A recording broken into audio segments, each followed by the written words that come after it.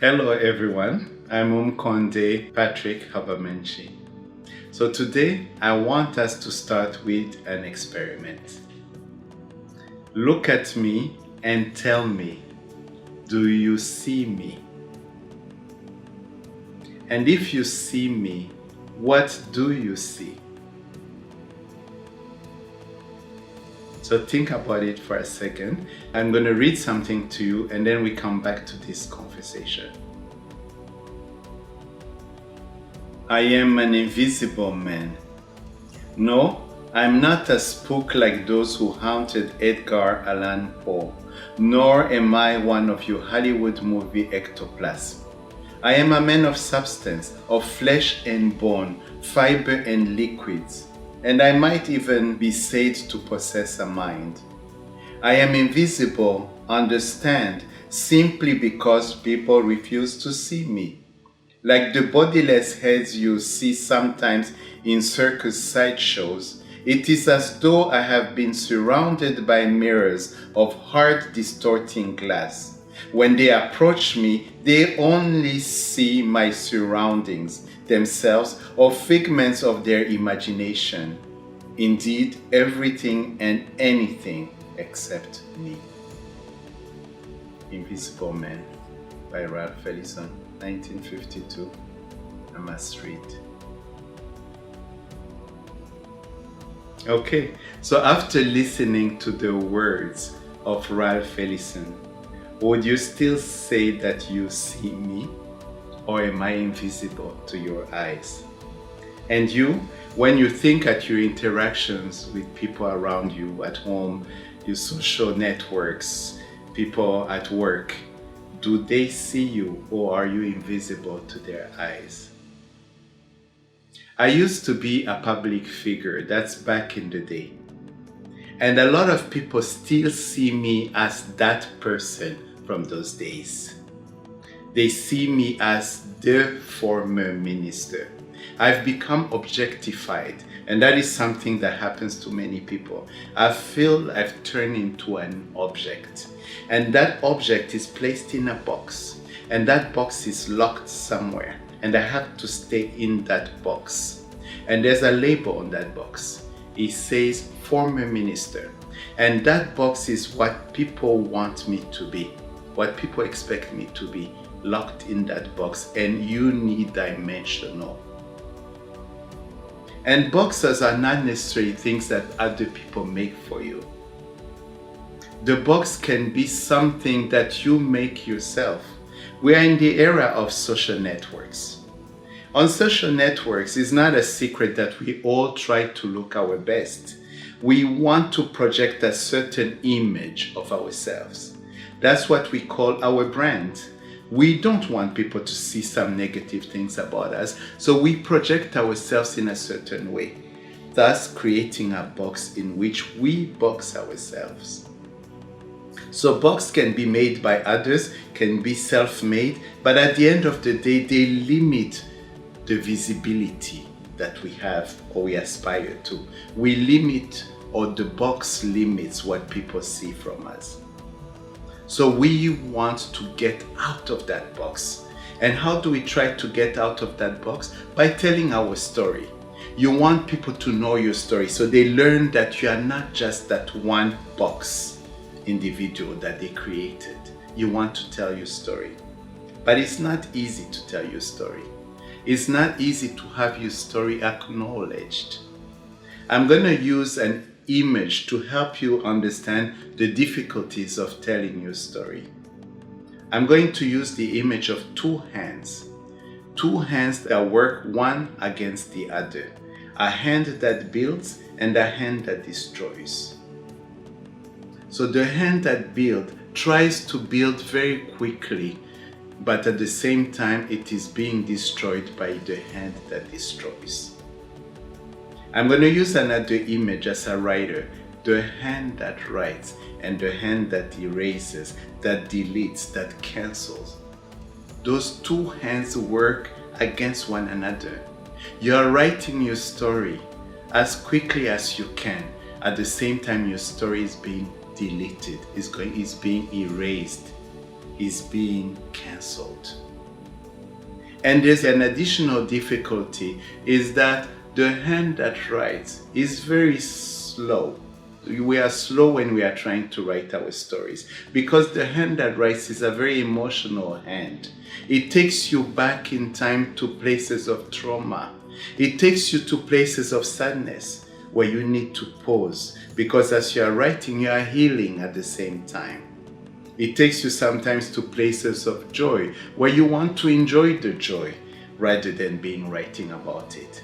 But the hand that deletes, the hand that erases, the hand that cancels, that one never takes a break.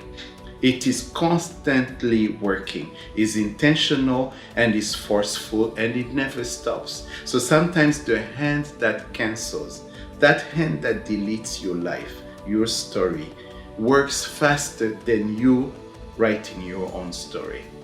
Imagine that you have a page where you are writing your story. People try to read the story, but it is deleted at the same time as they are trying to read it. That is how those two hands work, one against the other. So, are we doomed? Should we say that we will never be visible? No, we can be visible. And that's what we should aspire to. Even if it's difficult, let's not allow ourselves to remain in boxes. We are more than that. The world needs to see what we bring more than what the world is seeing from us. That is what we need to do. And how do we do that? We want to achieve visibility by telling our story. And our story has two parts. There's the past story and the current story, the living story. So today I want us to focus on the current story. And we'll come back another time to go through, to give you tips on how to write or how to tell your past story, which is quite relevant because that's the foundation of where you are today. But today, let's focus on the current story, your living story. So how do you achieve visibility in your current story? First tip, be the change. I want you to think at that sentence. You've heard it before. It sounds like a cliche, be the change you want to see in the world. But a lot of people read that sentence as though it says, do the change you want to see in the world. Here, I'm challenging you to change so people can see that change in you, not around you, but in you. The second tip is to be authentic. Stay true to yourself. You want people to see you, to see aspects of you they didn't see before. So don't go and create a new persona. You're already you. You are authentic. Bring that to the world. Be consistent. Continue. Once you start changing, don't revert back to who you were before, to the way people saw you in the box. Be consistent. Be persistent. You will meet many obstacles, but you have to keep going. Remember, you don't want to go back to the box. So keep going and be persistent. Anticipate reactions. There will be all sorts of reactions when you decide to be more visible on your own terms. Some people will reject you, other people will embrace you, and in between, people who are completely indifferent to the change you are bringing in your own life. Anticipate how you will act when people react in a certain way. We don't like criticism, but you have to anticipate how you will behave if you are criticized. Will you jump at people's throats, or will you just take it cool and keep going? Anticipate how you will react. Do not beg for acceptance. We live in a world where we are constantly negotiating our place under the sun. But why should we? I mean, there's so many people in the world. Why do you need to negotiate who you are and who you are in the eyes of other people? Do not beg for acceptance. Let people accept what you bring, or they can just move on with their lives. Be inclusive. I know that sounds like a contradiction to what I just said before, but it isn't a contradiction. What I said is that do not beg for acceptance, but do not reject people who don't understand you. Keep them in your life because you will give them an opportunity to see the world differently, to understand why it's wrong to keep people in a box. So be inclusive, keep them in your life. I know I'm working on that one. I tend to click on the block button, but let's try to keep people in our lives so we learn from them and they learn from us. Allow yourself to continue evolving. Yes, you've achieved that change you wanted to bring in your life. People are finally seeing you. Allow them to see the evolution of you.